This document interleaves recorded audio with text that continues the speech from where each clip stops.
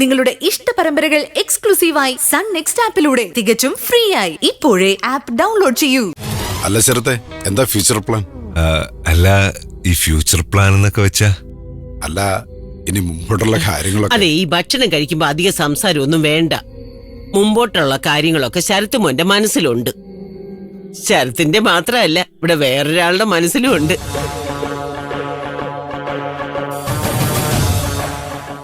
മോന് ഇഷ്ടമുള്ളത് എന്താണെന്ന് വെച്ചാ പറയണം കേട്ടോ. അതനുസരിച്ച് പാർവതി ഉണ്ടാക്കി തരും.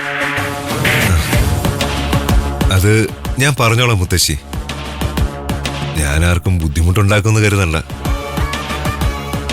എന്ത് ബുദ്ധിമുട്ട്? ബുദ്ധിമുട്ടുള്ളവര് അതൊക്കെ മനസ്സിൽ അടക്കി വെച്ചോളും, അത്രേ ഉള്ളൂ.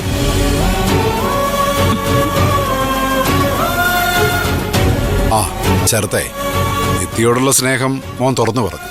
ഈ ബന്ധത്തിൽ ഞങ്ങൾക്ക് ഇഷ്ടക്കേടൊന്നുമില്ല, എതിർപ്പുമില്ല. പക്ഷേ പ്രത്യേകിച്ച് നീ വീട്ടിൽ താമസിക്കുകയും കൂടെ ചെയ്യുമ്പോൾ കാര്യങ്ങളിങ്ങനെ ഒരുപാട് നീട്ടിക്കൊണ്ട് പോകുന്നത് ശരിയല്ലെന്നാ എൻ്റെ ഒരു അഭിപ്രായം. ഞാൻ പറഞ്ഞു വരുന്നത് എന്താന്ന് വെച്ചാ, കാര്യങ്ങൾ തീരുമാനിക്കേണ്ടത് കാരണവന്മാരാണല്ലോ.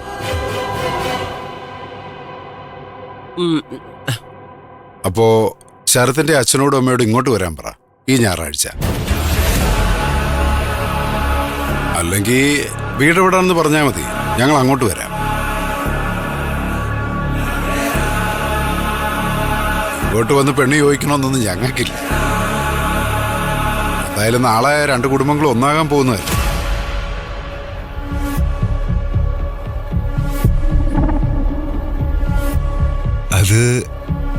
അതിനെന്താ, അത് പിന്നെ അങ്ങനെ വേണമല്ലോ. ഞാൻ അവരോട് ഇങ്ങോട്ട് വരാൻ പറയാം. വീടും നിങ്ങളെയൊക്കെ കാണുകയും ചെയ്യാമല്ലോ.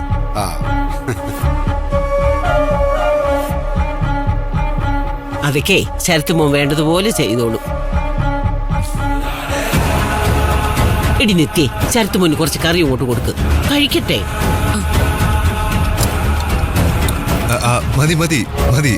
കഴിക്ക് ശരത്തേട്ടാ. അല്ല മതി.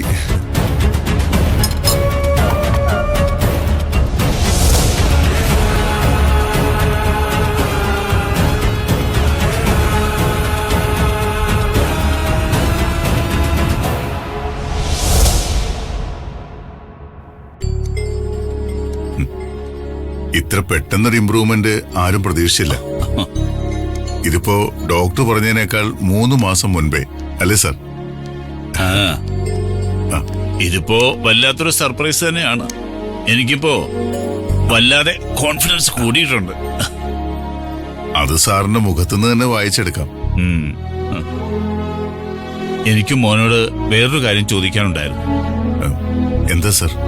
ശ്രുതിമോളുടെ പേരിൽ ഞാൻ അങ്ങനെ ഒരു വിൽപ്പത്രം എഴുതി വെച്ചതിൽ നിനക്കെന്തെങ്കിലും വിഷമമുണ്ടോ? ഏയ്, ഒരിക്കലുമില്ല.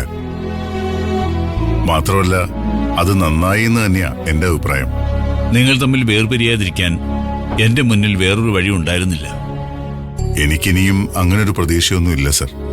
എനിക്ക് പ്രതീക്ഷയുണ്ട്. അതിന് കാരണം എന്റെ ജീവിതത്തിന്റെ അനുഭവങ്ങളാണ്. അക്ഷര ഇപ്പോ നിന്നെ ഒരു ശത്രുവിനെ പോലെയാണ് കരുതുന്നത്. പക്ഷേ നാളെ അങ്ങനെ ആവണമെന്നില്ല. ശ്രുതിമോൾക്ക് 18 വയസ്സ് തികയാൻ ഇനി എത്രയോ വർഷങ്ങളുണ്ട്. അതിനിടയ്ക്ക് എപ്പോഴെങ്കിലും ദൈവം അവൾക്ക് നിന്നെ തിരിച്ചറിയാനുള്ള ഒരു അവസരം കൊടുക്കും. അവൾ നിന്നിലേക്ക് തന്നെ തിരിച്ചു വരും. എന്നിലേക്ക് അവള് ഒരിക്കലും വന്നിട്ടില്ലല്ലോ സർ. എനിക്കറിയാം. പക്ഷേ നീ നോക്കിക്കോ, അധികം താമസിയാതെ അവൾ നിന്നെ തിരിച്ചറിയും. എന്റെ മനസ്സ് എന്നോട് അങ്ങനെ പറയുന്നു. സത്യം പറഞ്ഞ എനിക്ക് ഈ ലൈഫ് തന്നെ മടുത്തു സർ. ആകെ ഒരു ആശ്വാസം ശ്രുതിമോള് മാത്രമാ. മോനെ, വിൽപത്രത്തിലെ ഒരു രഹസ്യം കൂടി ഞാൻ നിന്നോട് പറയാം. ശ്രുതിമോൾക്ക് പ്രായപൂർത്തിയാവുന്നതോടെ ഹോസ്പിറ്റലിന്റെ ഉടമസ്ഥാവകാശം പൂർണ്ണമായും നിന്നിലേക്ക് വന്നു ചേരും. ബാക്കിയുള്ളതിന്റെ 1/3 ഭാഗം അക്ഷരയ്ക്ക് കിട്ടും. ബാക്കി സ്വത്തുക്കളെല്ലാം ശ്രുതിമോളുടെ പേരിലായിരിക്കും. സ്വത്തുക്കളിലൊന്നും എനിക്കത്ര താല്പര്യമൊന്നുമില്ല. ഒരു ഡോക്ടർ എന്ന നിലയിൽ ആളുകൾക്ക് എന്തെങ്കിലും സേവനം ചെയ്യാൻ കഴിയണം, അത്രമാത്രമേ ഉള്ളൂ. അത് പോരാ, ഹോസ്പിറ്റൽ നിന്റെ പേരിൽ തന്നെയാവണം. പിന്നെ ശ്രുതിമോൾക്ക് പ്രായപൂർത്തിയാവുന്നതുവരെയെന്ന് വിൽപത്രത്തിൽ ഞാൻ എഴുതിയത് എന്റെ സ്വാർത്ഥത കൊണ്ടാണെന്ന് മാത്രം കരുതിയാൽ മതി. ശ്രുതിമോൾക്ക് നിങ്ങളുടെ രണ്ടുപേരുടെയും സ്നേഹം ഇല്ലാതായി പോകരുത്. അതിനുള്ളൊരു ഉപാധി മാത്രമാണത്. എനിക്ക് മനസ്സിലാവും സർ. ഒരു കാര്യം ഞാൻ ഉറപ്പുതരാം, എന്റെ സ്നേഹം അത് ശ്രുതിമോൾക്ക് എന്നും ഉണ്ടാവും. ഒരിക്കലും അതിനൊരു കുറവും വരില്ല.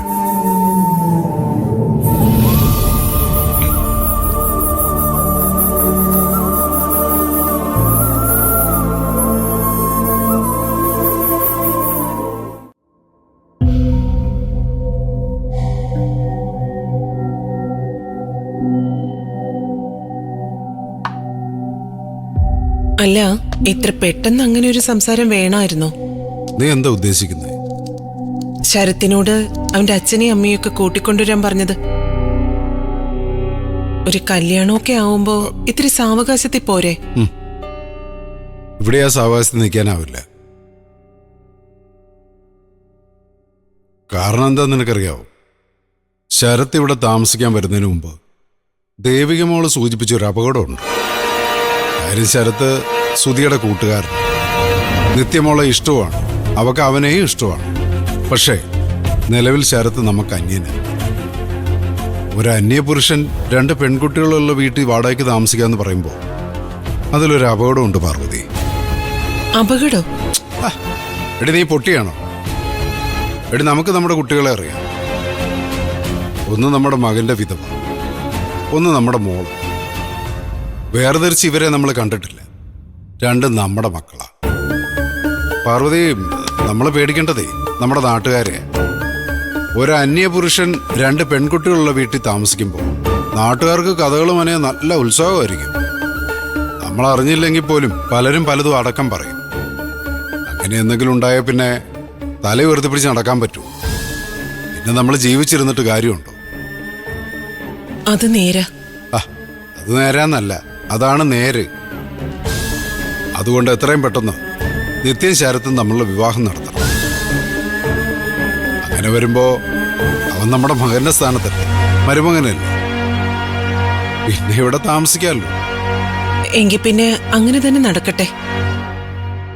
എന്തായാലും അച്ഛനെയും അമ്മയും കൂട്ടിക്കൊണ്ടുവരാന്ന് ശരത്ത് പറഞ്ഞല്ലോ. ഇനി അഥവാ അവർക്ക് ഇങ്ങോട്ട് വരാൻ വല്ല അസൗകര്യം ഉണ്ടെങ്കിൽ നമുക്ക് അങ്ങോട്ട് പോവാം. നമ്മുടെ മോടെ ഭാവിയുടെ കാര്യമല്ലേ. നമ്മുടെ മോളുടെ കാര്യം പറയുമ്പോ മനസ്സിൽ തറച്ചൊരു മുള്ളു പോലെ നീറുന്നുണ്ട്. ദേവികയെ പറ്റി ഓർക്കുമ്പോ. അവൾക്കും വേണ്ടേ ഒരു ജീവിതം, ഒരു ഭാവി? തീർച്ചയായും വേണം. അവിടെ അച്ഛനും അമ്മയും ഇപ്പൊ നമ്മളല്ലേ. അവളെ ഇങ്ങനെ വിധവാവേഷം കെട്ടി ആയുഷ്കാലം ഇവിടെ നിർത്താനാവില്ല. കാര്യങ്ങൾ പറഞ്ഞ് മനസ്സിലാക്കണം. നമ്മുടെ മോനെ പോലെ അല്ലെങ്കിൽ അതിനേക്കാൾ നല്ലൊരു ചെറുപ്പക്കാരനെ കണ്ടെത്തി ദേവികമ്മയുടെ കല്യാണം നടത്തുകയും വേണം.